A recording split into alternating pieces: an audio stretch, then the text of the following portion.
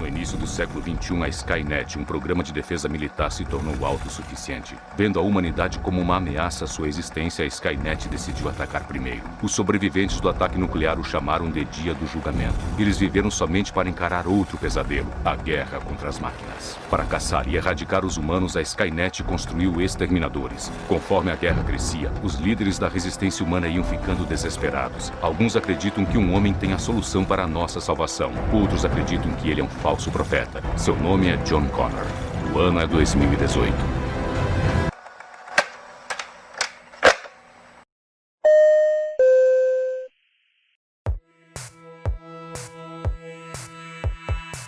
Olá pra você aí, ouvinte, como vai? Como prometido, esse episódio veio mais cedo do que o esperado, mas também ele veio mais cedo porque, na real, ele é um gancho do episódio anterior, então o surto de criatividade foi alto. Se você ainda não ouviu o Imagine Só John Lennon, o episódio anterior, eu recomendo que ouça, mas se não ouviu, não tem problema nenhum, desfrutarás de la reflexión de todos os modos. Hoje vamos falar sobre uma possível revolução das máquinas e o que isso significa para a economia. Você já assistiu O Exterminador do Futuro? É uma das minhas franquias favoritas e toda vez que eu assisto, eu sempre me arrepio com essa frase. Eu voltarei. Sim, ele vai voltar. Aliás, ele voltou umas 6 vezes ao longo da franquia dos filmes. I'll be back.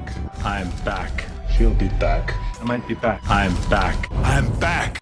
I am tired of the same old faces. Além de ser um ícone do cinema e da cultura pop, O Exterminador do Futuro trouxe um assunto um tanto quanto polêmico para o debate. Podemos confiar na tecnologia? No filme, vemos um futuro apocalíptico, onde as máquinas tomaram conta do poder e exterminaram quase toda a raça humana. Todo esse show de terror começou quando os americanos criaram a Skynet para uma rede de defesa norte-americana. Em poucas palavras, eles criaram um supercomputador para proteger o país. E quais são as chances de dar tudo errado?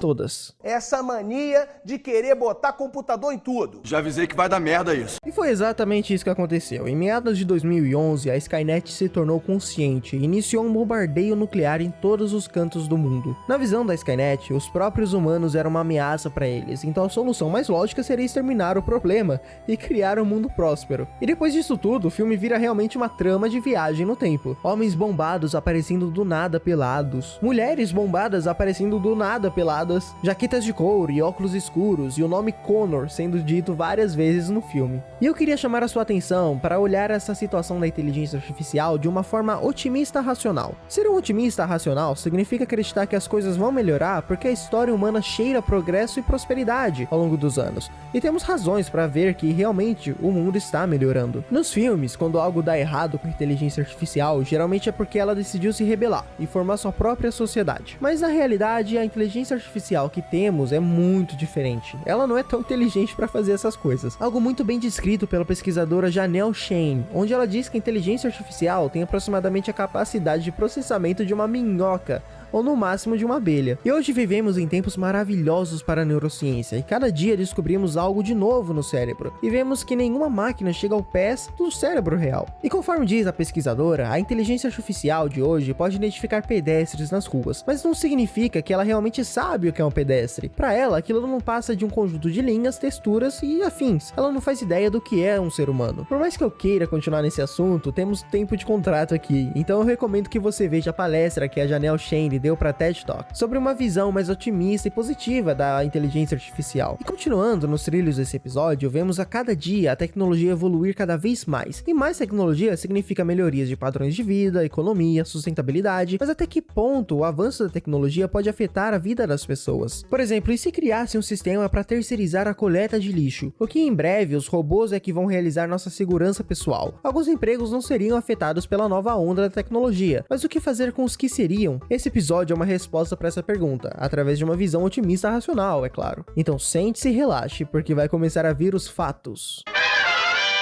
27.600.000. Esse é o número de brasileiros em ocupações com alto risco de automação nas próximas décadas. E o dicionário descreve automação como sistemas em que os processos operacionais são controlados e executados por meio de dispositivos mecânicos ou eletrônicos, substituindo o trabalho humano. Esse número que eu acabei de falar para você é resultado de uma pesquisa realizada pelo Laboratório do Futuro, da UFRJ, e foi divulgado em 2019. Está disponível na internet se você tiver interesse em ler. É de explodir a mente, de verdade. Mas de qualquer jeito, eu vou resumir um pouco para você aqui. Nele é mostrado as funções que serão drasticamente afetadas ou até mesmo substituídas pelo que eles chamaram de a quarta revolução industrial. Em grosso modo, significa que, cedo ou tarde, você vai perder seu emprego para um robô. No caso, uma robô, a Sofia, a robô mais inteligente do mundo. Vamos ver como é que vai ser. Hi Brazil, I am Sophia. O acelerado desenvolvimento tecnológico vem mudando o mundo por completo. E dentro desse cenário da revolução das máquinas, existem dois times. O time dos países preparados para as máquinas e o time dos países que ainda não estão preparados. E adivinha qual time o Brasil está? Sim, estamos bem ferrados. Mas calma, eu vou transformar isso em uma mensagem positiva. É só esperar um pouquinho. Esses 26 milhões e 600 mil de brasileiros representam 60% da força de trabalho formal cadastrada na RAIS. A RAIS é a Relação Anual de Informações Sociais. E o estudo da UFRJ se baseou nesses dados coletados da RAIS. Lá estão dados e quadros de todas as empresas no Brasil que empregam mais de 10 funcionários. E das 10 ocupações que mais empregam no Brasil, 8 estão com alto risco de automoção. E juntas, essas informações somam quase de 1/5 de todo o trabalho formal do país. Para ser mais exato, 21%. É o caso dos famosos assistentes administrativos, auxiliar de escritórios e vendedores de varejo, que juntos esses mercados empregam mais de 6 milhões de pessoas, e o relatório da UFRJ diz que esses 6 milhões de pessoas possuem mais de 90% de chances de serem substituídas por robôs ou inteligências artificiais. Ainda no relatório da UFRJ, 20 outras ocupações correm risco de extinção, com uma probabilidade de 90% também. Nessa rota de extinção, os atendentes de telemarketing estão na frente de linha do desaparecimento. Quem nunca ligou para uma empresa e teve que xingar a voz inteligente que pede para que você digite os 3 últimos números do seu CPF? É basicamente isso. Esses sistemas inteligentes surgem conforme a demanda e, de certa forma, eles ajudam a empresa, até mesmo os próprios clientes, a manter uma harmonia comercial. E o estudo da UFRJ nos mostra outro pessimismo, que as pessoas possuem menos capacitação estão sujeitas ao extermínio empresarial. Entre outras coisas, essa transformação vai eliminar uma quantidade gigantesca de postos de trabalho, eliminar uma quantidade gigantesca de estruturas de manutenção desses postos de trabalho, e a gente não tem o que fazer com tanta gente. Simplesmente não há emprego no planeta para 4 bilhões de pessoas, quanto mais para 7. Se você tem um ensino superior completo, se fez alguma faculdade, as chances de ser substituído por uma máquina é de 37% contra 78% para quem não completou essa etapa. E se você completou um mestrado ou doutorado, tem 25% de chances de chegar no escritório e ver um robô sentado na sua cadeira inserindo dados na planilha. What is going on? What are you doing? Identity theft is not a joke, Jim. Millions of families suffer every year. Agora, para quem completa no máximo o ensino médio, o índice de extinção sobe para quase 80%. Um estudo similar da UFRJ, feito nos Estados Unidos, mostraram que as cidades pequenas é quem vão mais sofrer com isso. No Brasil, a automação deve afetar como um estoco no estômago as micro e pequenas empresas, com chances de 70% contra 57% em comparação com as médias e grandes empresas. E olha só, vale ressaltar que as micro e pequenas empresas são as que mais empregam no Brasil. Em outubro de 2019, os pequenos negócios geraram quase 75 mil postos de trabalho. E o pessoal do agronegócio também vai sofrer com essa revolução. Os índices de automação do trabalho são de mero 79%. O que está crescendo mais? Cenouras ou mato? Neste campo, um protótipo está sendo testado. A esperança é que esta tecnologia vai poder combater as ervas daninhas e melhorar a colheita. Esta é a função do robô Bunny Hop. De relance, o relatório da UFRJ traz na página 30 a seguinte solução. Considerando que o Brasil tem um sistema de proteção social baseado em relações tradicionais de emprego, o que já é um problema se considerarmos que mais de metade da força de trabalho do país consiste em trabalhadores informais, o impacto da automação tende a agravar ainda mais essa situação. Soluções como renda básica universal e ativos básicos universais podem ser analisados pelo governo como maneiras de oferecer uma rede de proteção aos cidadãos e que permita-os a transitar para novos empregos. Ok, estamos em linha de extermínio. Eu acho que agora é uma ótima hora para você começar a entrar em pânico. God, okay, it's happening.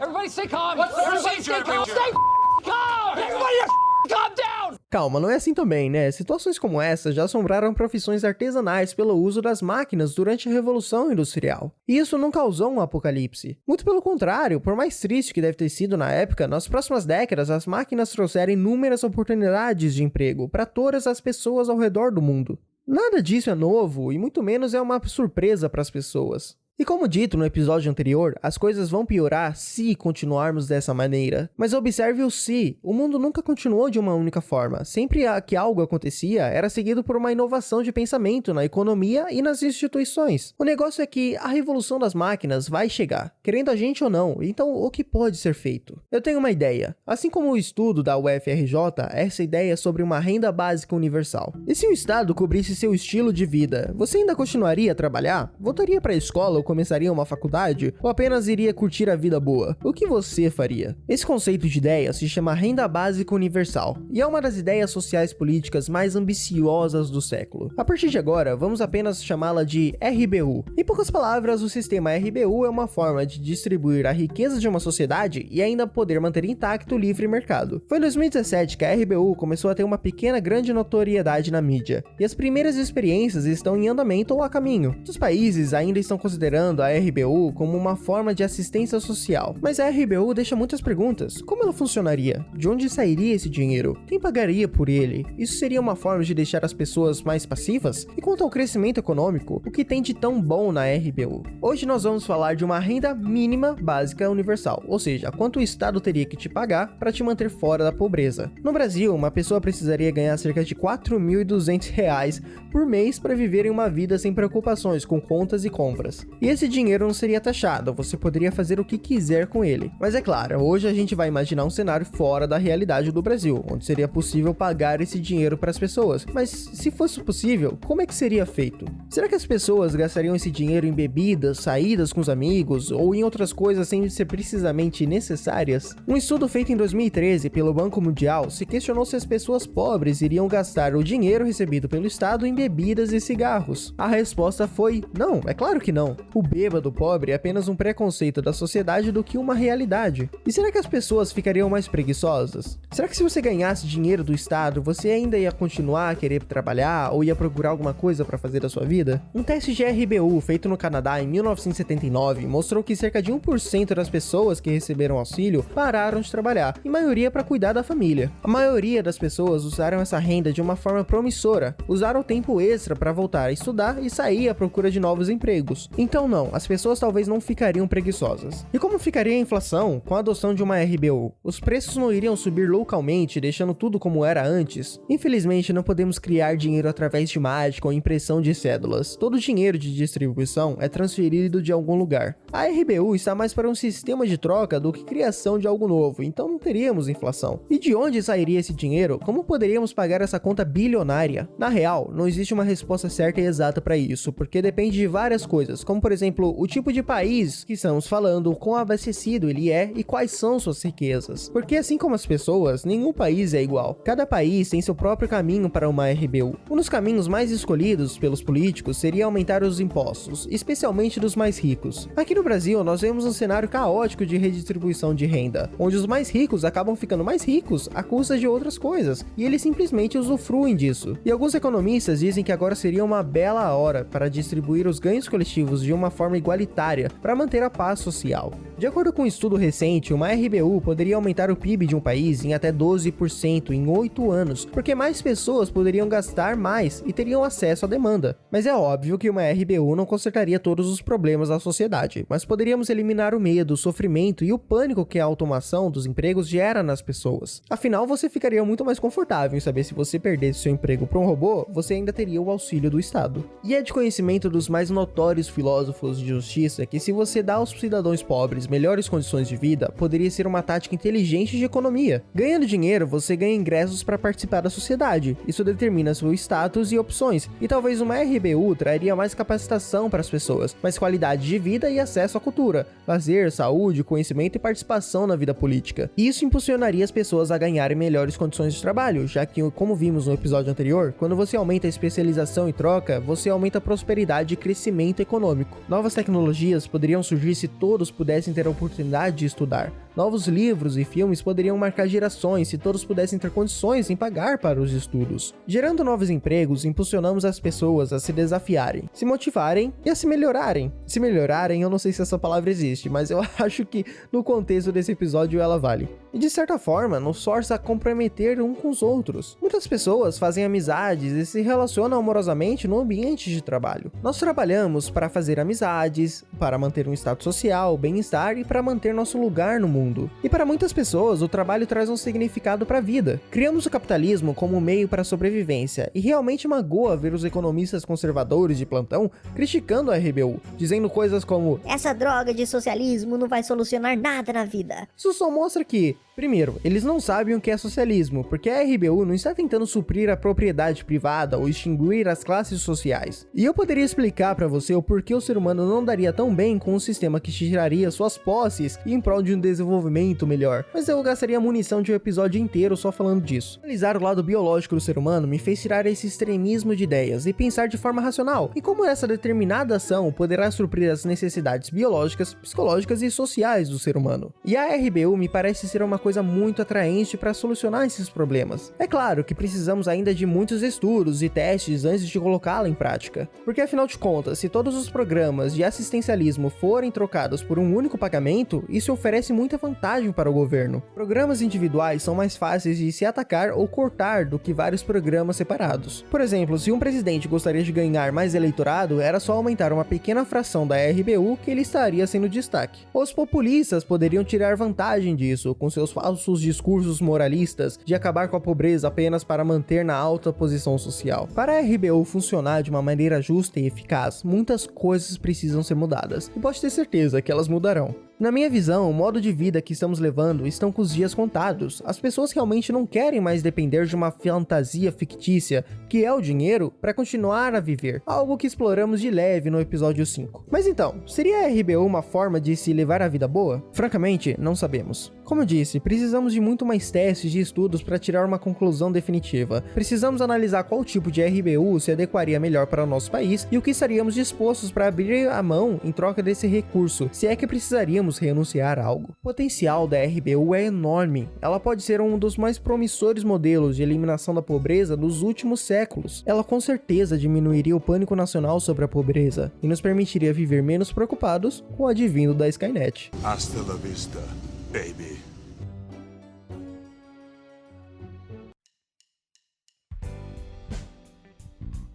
E muito obrigado se você continuou até aqui. E aí, o que achou do episódio de hoje? Foram 2 longas revisões que debatemos sobre uma visão otimista e racional a respeito do futuro. Eu espero ter clareado um pouco seu lado otimista e ter mostrado que nem tudo é o fim da linha. Muito pelo contrário, estamos vivendo em uma época de transformações constantes, uma metamorfose ambulante se preferir. E o século XXI é um ótimo século para inovação, ou ser um otimista. E se você gosta desse podcast, não deixe de compartilhar com as pessoas favoritas da sua vida e não deixe de nos seguir no Instagram para não perder nenhuma novidade. E no próximo episódio eu vou trazer um assunto muito querido por poucos e muito odiado por muitos, o fascismo. Estará na roda de debate na semana que vem. Como ele funciona? E será que é possível fazer uma comparação do modus operandi com o governo atual? E eu fico por aqui, a gente se ouve na próxima vez. Até lá!